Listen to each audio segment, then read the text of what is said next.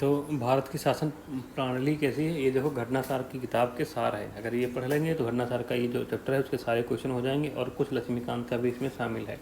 ठीक है। तो राज शब्द के बारे में क्या है कि ये मतलब क्वेश्चन पूछा गया कि राज शब्द की परिभाषा क्या है। तो राज शब्द के बारे में व्यक्तियों का एक समुदाय जो बिना किसी बाह्य नियंत्रण के एक निश्चित भूभाग में स्थायी रूप से निवास करता है और जिसकी एक संगठित सरकार है। तो ये राज शब्द की परिभाषा दी गई है भारतीय संविधान में। क्या है राज शब्द की परिभाषा? कि व्यक्तियों का एक समुदाय है जो बिना किसी बाह्य नियंत्रण के एक निश्चित भूभाग में स्थायी रूप से निवास करता है और जिसकी एक संगठित सरकार होती है। ठीक है। राज्य के 4 आवश्यक तत्व। नंबर 2, राज्य के 4 आवश्यक तत्व कौन से हैं? जनसंख्या, भूभाग, सरकार और संप्रभुता। ये भी क्वेश्चन आया हुआ है परीक्षा में कि राज्य के 4 तत्व कौन से हैं आवश्यक तत्व? वो जनसंख्या होनी चाहिए, भूभाग होना चाहिए, सरकार होनी चाहिए और संप्रभुता उसकी होनी चाहिए। फिर अगला है बिंदु, सर्वप्रथम संसदात्मक सरकार आरंभ हुई थी कहाँ? ब्रिटेन में, यूके में। ठीक है। संसदात्मक सरकार कहाँ हुई थी? संसदीय सरकार सबसे पहले मतलब कहाँ हुई थी? वो ग्रेटर ब्रिटेन, यूके में हुई थी। कल्याणकारी राज्य का उद्देश्य क्या होता है? तो कमजोर वर्गों के कल्याण का प्रबंध करना। अगला बिंदु यह है कि कल्याणकारी राज्य का उद्देश्य क्या है? तो कमजोर वर्गों के कल्याण का प्रबंध करना। फिर है राज्य, अगला पॉइंट है कि राज्य हर जगह है, यह अंतराल शायद ही कोई छोड़ता है। तो ये किसका मतलब है कि राज्य हर जगह है, यह अंतराल शायद ही कोई छोड़ता है। तो ये कल्याणकारी राज्य की अवधारणा की व्याख्या है कि राज्य हर जगह है और यह अंतराल शायद ही कोई छोड़ता है। तो ये कल्याणकारी राज्य की अवधारणा की व्याख्या है। तो लोकतंत्र का उत्कृष्ट गुण क्या है? अगला पॉइंट कि लोकतंत्र का उत्कृष्ट गुण क्या है? तो साधारण पुरुषों और महिलाओं की बुद्धि और चरित्र को क्रियाशील बनाता है। लोकतंत्र क्या करता है?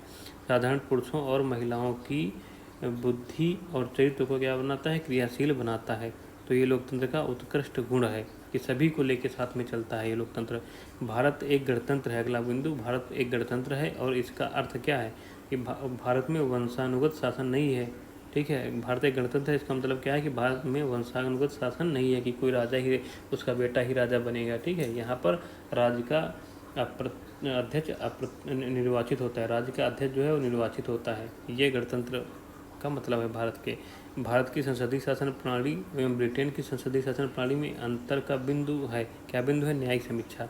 देखो हमारे भारत में कोई कानून बनता है तो सुप्रीम कोर्ट उसकी जांच कर सकता है, लेकिन ब्रिटेन में क्या है, वहाँ भी संसदीय प्रणाली है लेकिन वहाँ पर संसद भी सबसे आगे है। वो मतलब खाली क्या कहते हैं, औरत को आदमी नहीं बना सकती, बाकी वो सब कुछ कर सकती है। वो जो कह दिया वही सही है, फिर उसको कोर्ट काट नहीं सकता है। लेकिन भारत में अगर नियम गलत है तो सुप्रीम कोर्ट रद्द कर सकता है। न्यायिक समीक्षा ही अलग है। अगला बिंदु, केंद्रीय शासन व्यवस्था है तो सही नहीं है। क्या नहीं सही है? कि बड़े देशों के लिए ये आदर्श नहीं है। केंद्रीय शासन बड़े देशों के लिए आदर्श व्यवस्था नहीं है। दलविहीन प्रजातंत्र प्रस्तावित किया किसने? महात्मा गांधी और जयप्रकाश नारायण ने प्रस्तावित किया था। ये दलविहीन प्रजातंत्र का विचार किसने प्रस्तावित किया था? महात्मा गांधी और जयप्रकाश नारायण ने। पहले महात्मा गांधी, फिर उनके पीछे जयप्रकाश नारायण ने दिया। भारतीय संविधान की प्रगति कैसी है? संघीय है किंतु भावना में एकात्मक है। भारत की संविधान की प्रकृति कैसी है? संघीय है कि राज्य भी रहेगा और केंद्र भी शासन करेगा, अपनी अपनी शक्तियाँ बटी हैं, लेकिन भावना इसकी क्या है? एकात्मक है कि जरूरत पड़ता है तो संविधान तुरंत जो होता है शासन व्यवस्था एकात्मक हो जाती है। ठीक है। भारतीय संघवाद, ठीक है, सहकारी संघवाद है। तो ये कहा था जी ऑस्टिन ने। भारतीय संघवाद कैसा है? सहकारी संघवाद है। ये किसने कहा है? जी ऑस्टिन ने कहा है। तो ये और भारत अर्ध संघात्मक राज्य है, ये किसने कहा है? केसी व्हीलर ने कहा है। भारत का संघवाद के बारे में कुछ लोगों ने अपने विचार दिए हैं। तो जी ऑस्टिन ने कहा कि भारत का संघ कैसा है? सहकारी संघवाद है। और केसी व्हीलर ने कहा कि भारत का संघवाद कैसा है? भारत अर्ध संघात्मक राज्य है, ये केसी व्हीलर ने कहा है। फिर अगला बिंदु है भारतीय संविधान अधिक कठोर। क्या है? भारतीय संविधान अधिक कठोर, अधिक लचीले के मध्य एक अच्छा संतुलन स्थापित करता है। भारतीय संविधान अधिक कठोर और अधिक लचीले के मध्य अच्छा संतुलन स्थापित करता है, ये भी केसी व्हीलर ने कहा है। किसने कहा? केसी व्हीलर ने कहा है। फिर संविधान को संघात्मकता के तंग ढांचे में नहीं ढाला गया है। संविधान को संघात्मकता के तंग ढांचे में नहीं डाला गया, ये किसने कहा है? बी.आर. अम्बेडकर ने कहा है। ठीक है। फिर अगला बिंदु, मिथकों और कहावतों के रूप में प्रशासन के सिद्धांतों को अस्वीकार किया।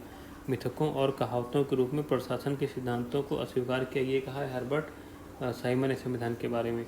ठीक है। हर्बर्ट साइमन ने कहा है। तो ये हो गया शासन प्रणाली।